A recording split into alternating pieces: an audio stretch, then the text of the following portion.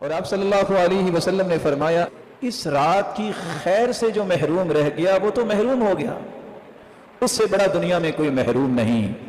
جس کو لیلۃ القدر کی محرومی ہو گئی۔ اور آپ صلی اللہ علیہ وآلہ وسلم نے ایک دوسری روایت میں فرمایا فقد حرم الخیر کلہ، دنیا کی ہر خیر سے وہ بندہ محروم ہو گیا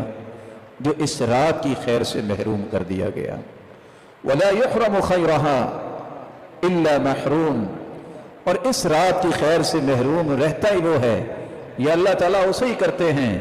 جس کی قسمت میں ہی محرومیاں لکھی۔ ویسے تو حدیث شریف میں آتا ہے کہ اس کو طاق راتوں میں، آخری عشرے کی طاق راتوں میں تلاش کرو، لیکن حضرت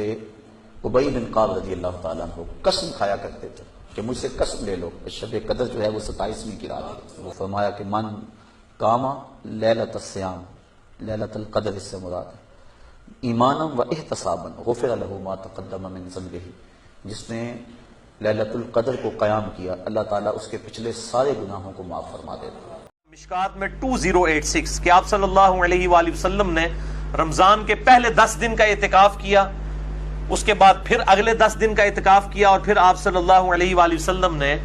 سر مبارک خیمے سے باہر نکالا اور فرمایا کہ میں نے پہلے 10 دن اعتکاف کیا کہ مجھے شب قدر مل جائے، تو نہیں ملی، پھر اگلے 10 دن بھی نہیں ملی۔ اب میرے پاس ایک فرشتہ آیا اور اس نے مجھے بتایا ہے، اللہ تعالیٰ کی طرف سے وحی لے کر آیا کہ رمضان المبارک کے آخری عشرے کی طاق راتوں میں 21ویں، 23ویں، 25ویں، 27ویں اور 29ویں میں آپ صلی اللہ علیہ وآلہ وسلم جو ہیں وہ شب قدر کو تلاش کریں۔ مجھے خواب دکھائی گئی ہے کہ اس رات جب میں صبح نماز فجر پڑھاؤں گا تو نماز فجر پڑھانے کے بعد میرے ماتھے پر کیچڑ کا نشان ہوگا، اور صحابہ کہتے ہیں کہ 21ویں رات کو اتنی بارش ہوئی کہ مسجد نبوی ٹپک پڑی، اور آپ صلی اللہ علیہ وآلہ وسلم جب نماز پڑھ کر صحابہ کرام کی طرف متوجہ ہوئے تو آپ کے ماتھے پر کیچڑ کا نشان تھا، چونکہ وہ زمین بھی گیلی ہو چکی تھی، ڈھک مٹی پہ ہی آپ صلی اللہ علیہ وآلہ وسلم سجدہ کرتے تھے، یہی افضل ہے، چٹائی کا تو صرف جواز ہے، افضل تو مٹی پہ سجدہ کرنا ہے۔ تو صحابہ کہتے ہیں ہمیں سمجھ آ گئی کہ یہ رات شب قدر تھی، یعنی صحابہ کو بھی وہ رات گزرنے کے بعد فجر کے بعد پتہ چلا، یہ نہیں ہوتا کوئی چیز نظر آنی ہوتی ہے۔ تو اب یہ علیحدہ سے ٹاپک ہے، مسئلہ نمبر نیو 44 میرا ریکارڈڈ ہے الحمدللہ، اور 73,000 سے زیادہ لوگ دیکھ چکے ہیں، یہ پچھلے دنوں میں ریکارڈ ہوا ہے، مسئلہ نمبر 44 نیو 44 شب برات اور شب قدر کے اوپر، جسے شوق ہو تو وہ دیکھے، میں نے اس حوالے سے بڑی ڈیٹیل گفتگو کی ہے۔ اور یہ جو پبلک میں مشہور ہے کہ جی وضو والی جگہ پہ تھوڑی دیر بیٹھ کے بھی گپ شپ کر لی تو اعتکاف ٹوٹ گیا، کیونکہ وضو والی جگہ مسجد سے باہر ہوتی ہے۔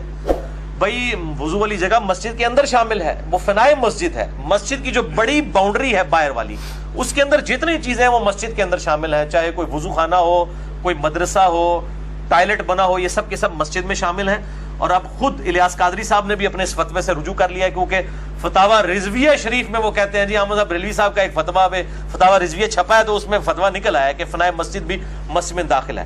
ورنہ ہم جب دعوت اسلامی میں تھے تو اگر کوئی بندہ وہ صابن سے چہرہ بھی دھو لیتا تھا نا وضو والی جگہ پہ تو کہتے ہیں اعتکاف ٹوٹ گیا، کیونکہ صابن تو ضرورت میں سے نہیں ہے،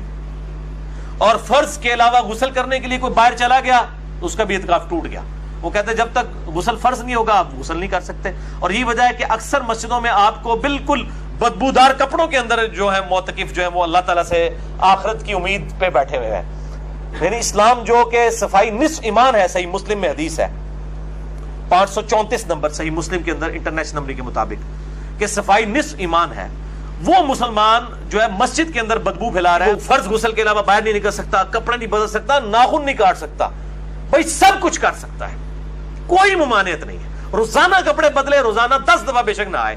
میں نے تو حدیث سے ثابت کیا کہ آپ صلی اللہ علیہ وآلہ وسلم تو اپنا روزہ ٹھنڈا کرنے کے لیے بھی نہایا کرتے تھے، جسم کے اوپر گیلا کپڑا رکھا کرتے تھے۔ تو صاف رہنا یہ اولین ترجیح ہے۔ وہ کہتے ہیں جی جس کپڑے میں اعتکاف بیٹھے گا اسی میں اس کو اٹھنا ہے، انا للہ و انا الیہ راجعون، کوئی ایسا مسئلہ نہیں ہے، یہ سب کی سب چیزیں بالکل جعلی بنائی ہوئی ہیں۔ المصنف ابن ابی شیبہ میں ایک پورا چیپٹر ہے جس میں صحابہ کرام تابعین کے فتاوی موجود ہیں کہ وہ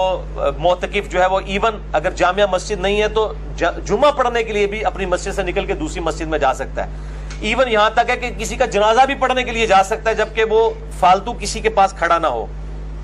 بعض تابعین کے نزدیک مریض کی عیادت کے لیے بھی جا سکتا ہے، جنازہ پڑھنے کے لیے بھی جا سکتا ہے، اس کا اعتکاف نہیں ٹوٹے گا۔ تو الحمدللہ دین کے اندر آسانی ہے، ایسا نہیں ہے کہ وہ خام خواہ ایک چیزیں مشہور کر دی ہوئی ہیں۔ اور یہ خام خواہ لوگوں نے معاملات کو